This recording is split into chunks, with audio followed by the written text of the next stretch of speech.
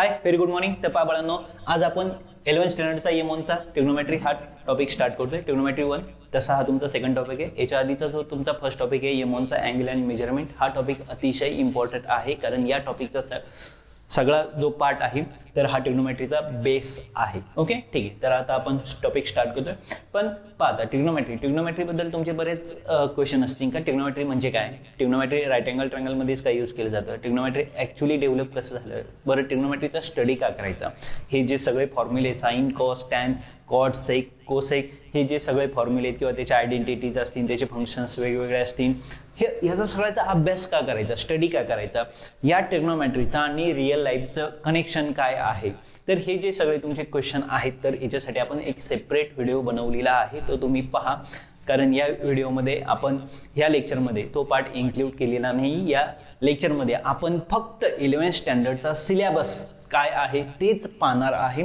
Actually ट्रिग्नोमेट्रीबद्दल बाकीचे तुमचे सगळे क्वेश्चन आपण क्लिअर करणारे केलेत, तर ते दुसऱ्या लेक्चरमध्ये केलेले आहेत. तर चॅनलला जाऊन तुम्ही तो व्हिडिओ पहा, म्हणजे तुमच्या सगळ्या कन्सेप्ट क्लिअर होतील आणि म्हणजे तुम्हाला ट्रिग्नोमेट्री समजायला सोपं जाईल. ओके, मस्ट आहे पाहणं. ठीक आहे. तर आता आपण 11th स्टँडर्डच्या ट्रिग्नोमेट्रीकडे येऊया.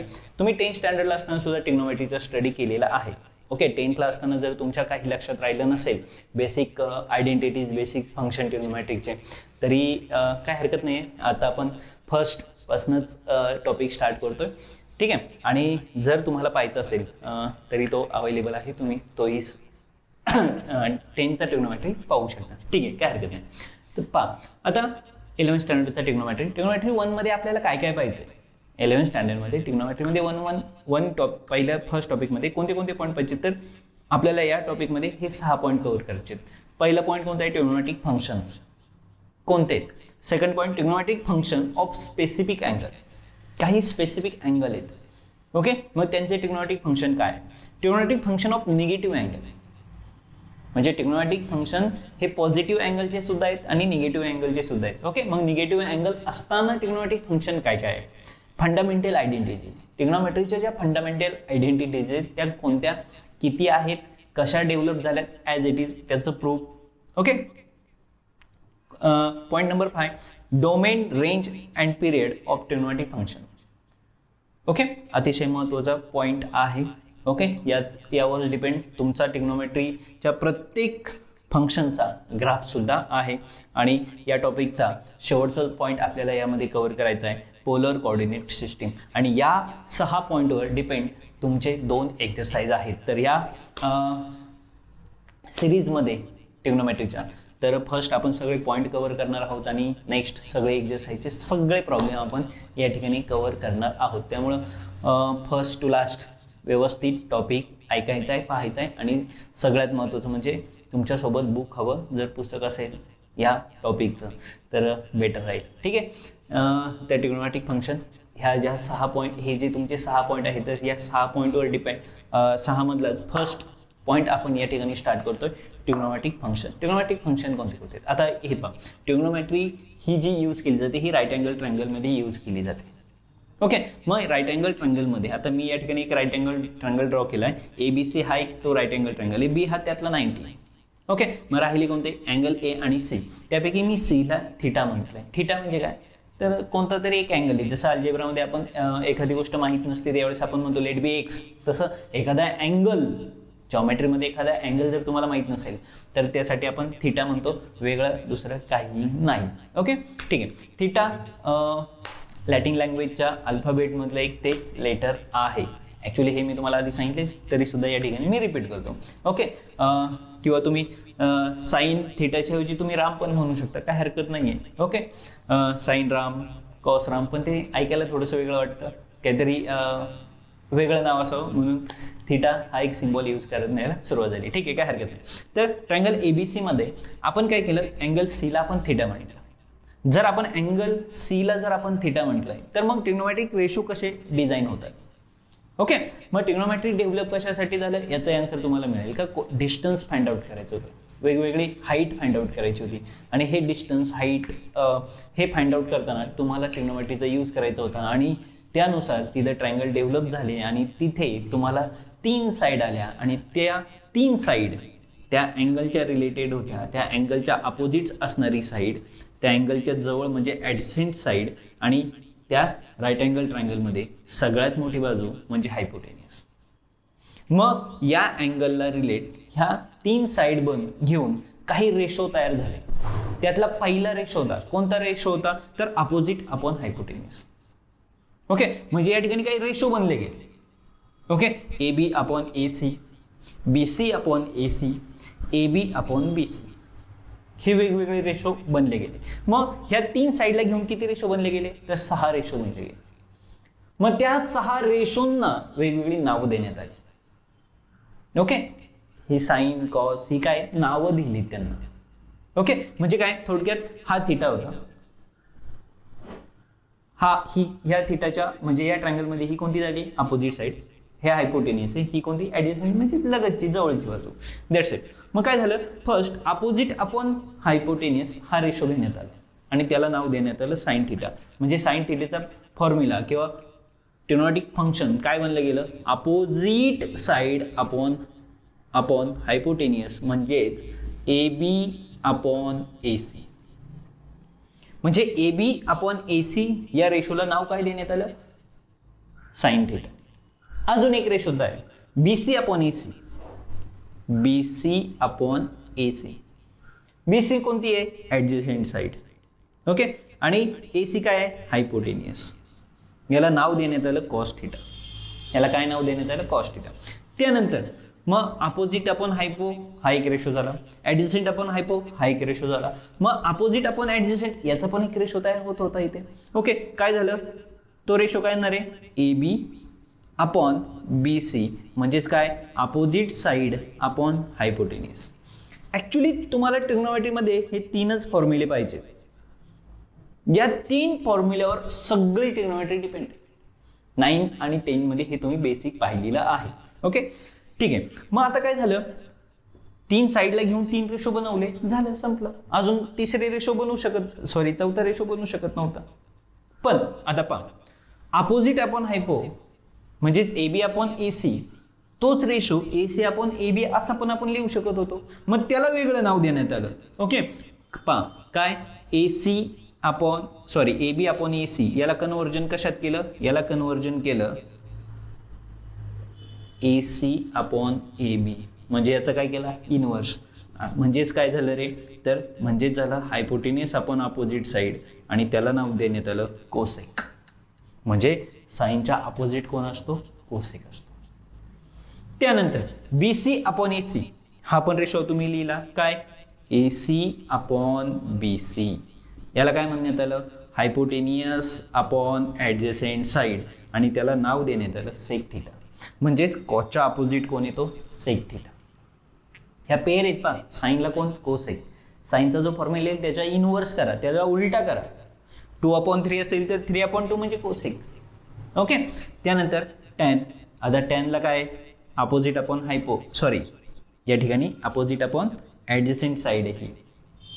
राईट करताना थोडंसं नाव वेगळं लिहिलं. ओके, मग अपोजिट अपॉन ॲडजसेंट काय झालं रे त्याला inverse adjacent upon opposite side is equal to B C upon A B. म्हणजे ट्रायंगल होता, ट्रायंगलच्या 3 साईड घेऊन काही रेशो बनवण्यात आले.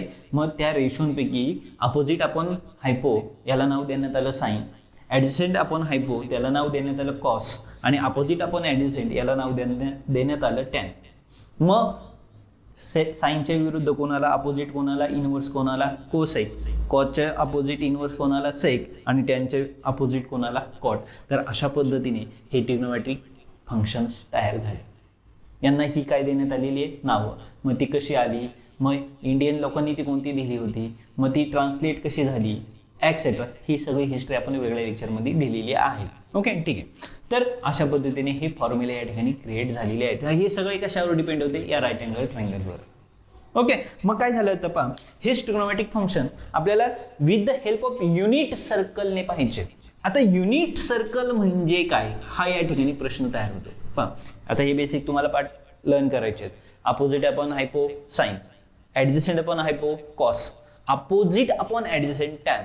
मग साइनला कोण कोसेक, कॉसला सेक, टॅनला कॉट, इथपर्यंत झालं. आता हे सगळे जे रेशो होते तर हे सगळे रेशो आपल्याला म्हणजे हे सगळे फंक्शन्स, याला काय नाव देण्यात आलं, ट्रिग्नोमेट्रिक फंक्शन. आता हे सगळे फंक्शन आपल्याला युनिट सर्कलने पाहिजे होते. आता युनिट सर्कल म्हणजे काय, तर आपण एक सर्कल असं डिझाईन केलं का त्याची रेडियस जी होती ती 1 होती. रेडियस काय होती 1. ओके, मग ही जी रेडियस म्हणजे R is equal to okay, काय पाहतोय आपण, ट्रिग्नोमेट्रिक फंक्शन कशाच्या हेल्पने, विथ द हेल्प ऑफ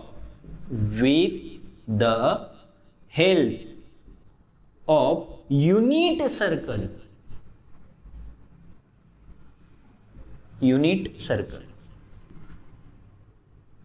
आता बघा,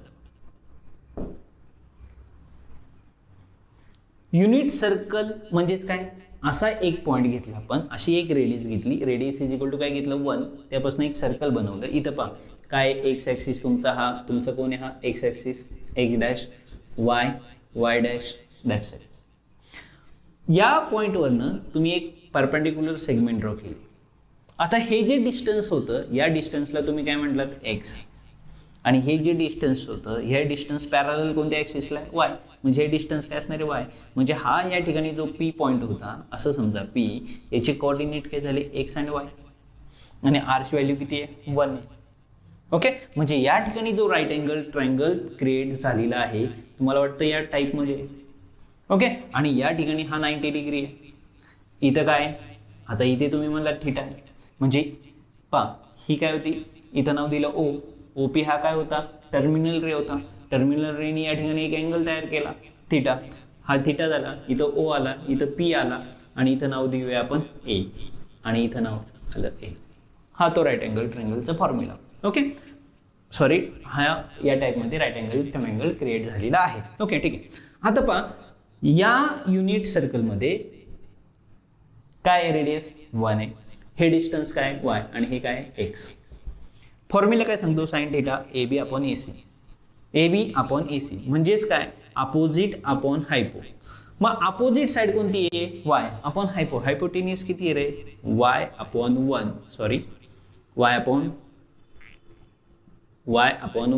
म्हणजेच काय रे वाय. म्हणजे साइन थिटाचा फॉर्म्युला काय क्रिएट झाला वाय. कॉस थिटाचा फॉर्म्युला काय सांगतो, ऍडजसेंट अपॉन हायपो. या थिटाची ऍडजसेंट साइड कोणती आहे एक्स अपॉन हायपो. हायपोटेनियस किती आहे 1, म्हणजेच काय आलं रे एक्स. त्यानंतर टॅन थिटा काय सांगतो, अपोजिट अपॉन ऍडजसेंट. अपोजिट कोणती आहे वाय, ऍडजसेंट कोणती आहे x. Opposite Y adjacent x Y upon x, that's it. मग आता या ठिकाणी पहा इक्वलचं साईन नाही येणार, कारण आहे तेच राहणार आहे. म्हणजे साइन थिटा कोण आला वाय, कॉस थिटा कोण आला एक्स, टॅन थिटा काय आला Y upon x, as it is. आता हे सगळे इनवर्स आहेत. साइनचा इनवर्स कोण आहे कोसेक, कॉसचा इनवर्स कोण आहे सेक, आणि टॅनचा कोण आहे कॉट. म्हणजेच त्याच्या अपोजिट फॉर्म्युले तयार होणार आहेत. म्हणजे साइन का होता 1 अपॉन वाय अपॉन 1, कोसेक झाला 1 अपॉन वाय. कॉस होता एक्स अपॉन 1, हा झाला 1 अपॉन एक्स. टॅन होता वाय अपॉन एक्स, हा झाला एक्स अपॉन वाय. हे काय झाले इनवर्स झाले. ओके, म्हणजेच हे फॉर्म्युले क्रिएट झाले, नवीन फंक्शन्स तयार झाले, इनवर्स तयार झाले. ओके, म्हणजे हे जे sine is equal to Y, sine theta is equal to Y, cos theta is equal to X, tan theta is equal to Y upon X, cot theta X upon Y, त्यानंतर sec 1 upon X, cosec 1 upon Y. हे जे सगळे फॉर्म्युले तयार झाले हे trigonometric function काय कशाने आहेत, तर with the help of unit circle. आपण एक सर्कल असं घेतलं की त्याची रेडियस काय होती 1 होती, आणि म्हणून आपण हे फॉर्म्युले या ठिकाणी काय केले तयार केले. म्हणजेच आपण पहिल्यांदा काय पाहिले ट्रिग्नोमेट्रिक फंक्शन पाहिले, नंतर हे ट्रिग्नोमेट्रिक फंक्शन्सचे हे जे बेसिक फॉर्म्युले होते हे काय पाहिले with the help of unit सर्कलच्या हेल्पने आपण पाहिले का नक्की ते काय येतं. ओके, मग आता आपल्याला हेच ट्रिग्नोमेट्रिक फंक्शनचं इंटर रिलेशन पाहायचं आहे. म्हणजे पाहता या ठिकाणी मी हे पॉईंट या ठिकाणी रब करतोय. लक्षात ठेवा आपल्याला या टॉपिकमध्ये किती पॉईंट कव्हर करायचे, 6 पॉईंट कव्हर करायचे. ओके, त्यातला आता कितवा पॉईंट चाललाय आपला, फर्स्ट पॉईंट चालू आहे. ओके, ठीक आहे. पाहता आता आपल्याकडे फॉर्म्युले कोणते मिळालेत? आता आपल्याकडे फॉर्म्युले आहेत 6 फॉर्म्युले आहेत. काय? Sine theta is equal to Y. त्यानंतर दुसरा फॉर्म्युला आहे आपल्याकडं कॉस थिटा काय आपल्याकडं एक्स. आणि थर्ड फॉर्म्युला कोणता आहे आपल्याकडं tan theta is equal to काय वाय अपॉन एक्स. हे 3 फॉर्म्युले. या तिघांवरनं क्रिएट कोणते झाले होते? ह्या साईनच्या अपोजिट कोण आहे? साईनच्या अपोजिट, कॉसच्या अपोजिट आणि टॅनच्या अपोजिट. पहिल्यांदा लिहूया टॅनच्या अपोजिट कोण? कॉट थिटा काय सांगतो? टॅनला इनवर्स एक्स अपॉन वाय. त्यानंतर 5वा फॉर्म्युला काय सांगतो? सेक थिटा कोणाच्या अपोजिट आहे? कॉसच्या. काय येणार आहे? 1 अपॉन एक्स. आणि त्यानंतर 6वा फॉर्म्युला कोणता येणार आहे? कोसेक थिटा काय? साईनच्या अपोजिट म्हणजेच कोणाला? 1 अपॉन वाय. म्हणजे जर मी ह्या दोघांचं मल्टिप्लिकेशन करायचं ठरवलं, ओके, आता आपण काय पाहणार आहे? Inter relation between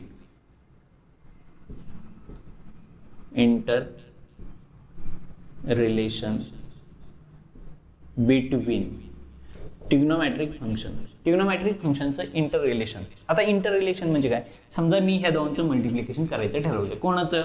Y into 1 upon Y.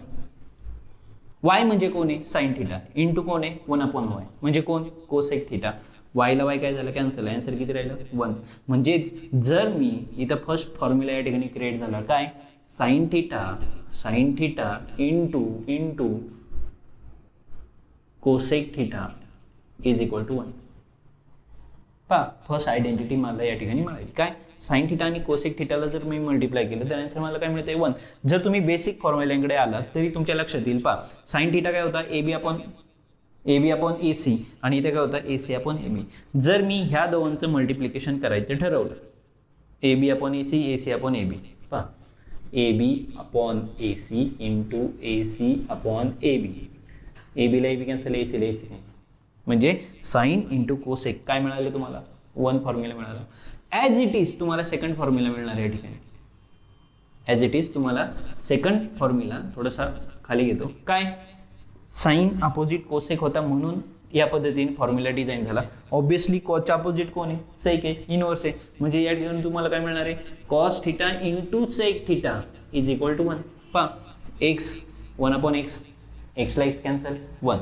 आणि थर्ड फॉर्म्युला या ठिकाणी तुम्हाला मिळणार आहे tan theta into cot theta is equal to 1. मला वाटतं थर्ड फॉर्म्युला तुम्हाला सांगायची काही गरज नाही आहे. तुमच्या पूर्ण म्हणजे हा जर बोर्डचं तुम्ही नीट निरीक्षण केलं या बोर्डचं तर तुम्हाला लक्षात येईल का हे फॉर्म्युले नक्की क्रिएट कसे झालेत. आता पहा, tan opposite upon adjacent upon opposite म्हणजे अपोजिटला अपोजिट कॅन्सल, ॲडजसेंटला adjacent cancel. A B upon B C upon A B. Okay, मग जर ह्या दोघांचं मी मल्टिप्लिकेशन केलं कोणाचं? Y upon x upon y. Formula पहा, y upon x upon y. ह्या दोघांचं मल्टिप्लिकेशन घेणार आहे 1. आता इथे अजून डिझाईन झाली. पहा, काय? Sine theta is equal to 1 upon cosec. पहा, sine theta is equal to 1 upon cosec theta. कारण साइन थिटा हा कोसेक तिकडे जाऊन काय झाला? डिवाइड. ॲज इट इज अजून एक फॉर्म्युला तयार झाला. काय? Cosec theta is equal to 1 upon sine theta. पहा, त्यानंतर इथे पण पहा, cos theta is equal to 1 upon sec theta आणि sec theta is equal to 1 upon cos theta. Okay, त्यानंतर इथे पण पहा, हे फॉर्म्युले क्रिएट होत आहेत या ठिकाणी. कसे क्रिएट झाले लक्षात ठेवा नीट. ओके, म्हणजे ज्या ठिकाणी तुम्हाला साइन इंटू कोसेक येणार तिथे तुम्ही 1 राईट करू शकता. जर तुम्हाला हे यूज करायचं असेल तर तुम्ही हे पण यूज करू शकता.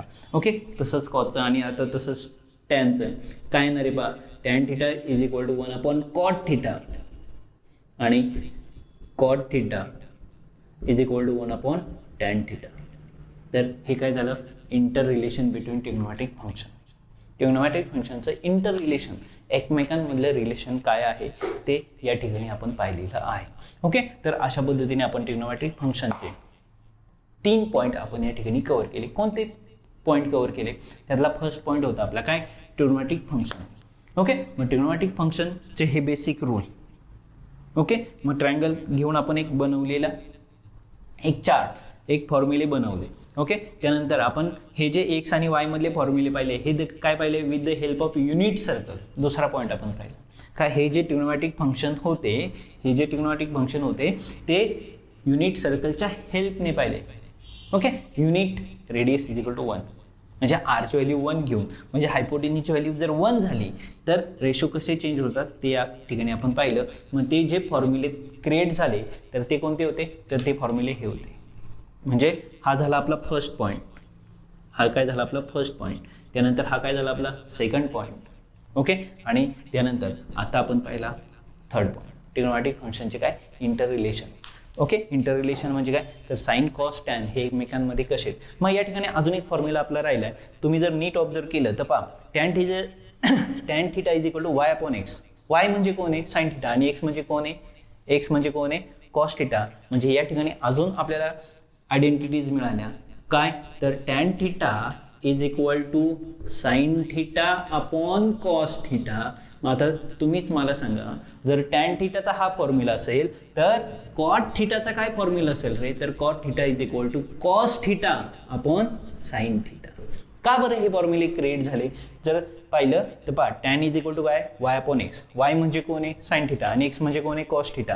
म्हणजे tan is equal to sine upon cos आणि कॉट काय होणार आहे कॉस अपॉन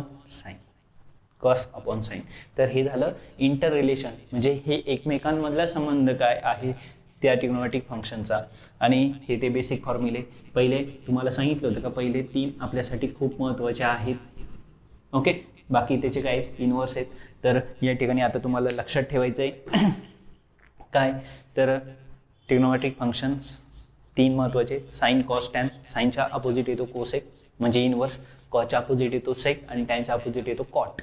ओके, काय inverse sine opposite upon hypo, cos adjacent upon हायपो आणि टॅन अपोजिट अपॉन ॲडजसेंट. बाकीच्या ठिकाणा काय करा इनवर्स करा आणि त्यावरनं नंतर with the help of unit सर्कलने साइन इज इक्वल टू आता हे तुम्हाला लक्षात ठेवायचं आहे sine is equal to Y, cos is equal to x आणि tan is equal to Y upon x. बाकी काय साइनच्या अपोजिट कोण आहे कोसेक. कोसेक काय सांगतो साइनच्या इनवर्स म्हणजे काय 1 अपॉन वाय. सेक काय सांगतो कॉसच्या इनवर्स म्हणजे काय येणार आहे 1 अपॉन एक्स आणि कॉट सांगतो टॅनच्या इनवर्स म्हणजेच काय एक्स अपॉन वाय. तर हे त्याचे फॉर्म्युले झाले. इथून पुढे लक्षात ठेवायचं आहे काही नाही लक्षात राहिलं तरी चालेल sine is equal to Y एवढं डोक्यात ठेवा. बाकीचे रेशो तुम्हाला आपोआप मिळतील. आणि त्यानंतर ह्या सगळ्यांवरनं आपण ह्या दोघांमधलं रिलेशन पाहिलं का sine into cosec is equal to 1. त्यावरनं हे तयार झाले sine is equal to 1 upon cosec, cosec is equal to 1 upon sine. त्यानंतर cos into sec is equal to 1 म्हणजे cos is equal to 1 upon sec, sec is equal to 1 upon cos. आणि त्यानंतर tan into cot is equal to 1 म्हणजे tan is equal to 1 upon cot आणि cot is equal to 1 upon tan. आणि याच आयडेंटिटीजवरनं आपण अजून 2 नवीन identities किंवा functions तयार केले या ठिकाणी काय tan is equal to sine upon cos आणि cot is equal to cos upon sine. Okay, तर अशा पद्धतीने आपण 3 पॉईंट या ठिकाणी कव्हर केलेले आहेत. आता आपल्याला अजून एक पॉईंट ट्रिग्नोमेट्रिक फंक्शन याच पॉईंटमध्ये कव्हर करायचा आहे आणि तो पॉईंट आहे का ट्रिग्नोमेट्रिक फंक्शनचे साइन. वेगवेगळ्या क्वाड्रंटमध्ये वेगवेगळे साइन कशा पद्धतीने असतात तर याच्या हा जो पॉईंट आहे हा आपण नेक्स्ट लेक्चरमध्ये कव्हर करणार आहोत. ह्या लेक्चरमध्ये आपण एवढेच पॉईंट कव्हर करणार होतो. तर व्हिडिओ पॉज करायचा आहे आणि बोर्डवर तुम्हाला जेवढं काय दिसतंय तेवढं सगळं काय करून घ्यायचं आहे राईट करून घ्यायचं आहे. कारण याच फॉर्म्युल्यावर तुम्हाला 11चा पूर्ण सिलेबस पाहायचा आहे आणि याच फॉर्म्युल्यांवर तुम्हाला 12चे सगळे सिलेबस पाहायचा आहे. आणि बाकीचेही सुद्धा बरेच टॉपिक आहेत का त्या टॉपिकमध्ये साइन कॉस टॅनवर तुम्हाला क्वेश्चन विचारले जाणार आहेत आणि त्या ठिकाणी सुद्धा तुम्हाला हे फॉर्म्युले यूज करायचे आहेत. हे फंक्शन्स तुम्हाला यूज करायचे आहेत. अतिशय महत्त्वाचे आहेत फंक्शन्स, कायमस्वरूपी लक्षात ठेवण्यासारखे आहेत. कारण जोपर्यंत तुम्ही इंजिनिअरिंग किंवा तुम्ही कोणतीही डिग्री किंवा मॅथ्स फिजिक्स रिलेटेड तुम्ही अभ्यास करणार आहात तोपर्यंत हे सगळे फॉर्म्युले तुम्हाला लागणार आहेतच. ओके, तर ठीक आहे या ठिकाणी आपण थांबतोय. नेक्स्ट लेक्चरमध्ये नेक्स्ट पॉईंट घेऊन भेटू sine of trigonometric function in different quadrant. Okay, तोपर्यंत याची प्रॅक्टिस करा, हे पाठ करून घ्या. Okay, bye bye.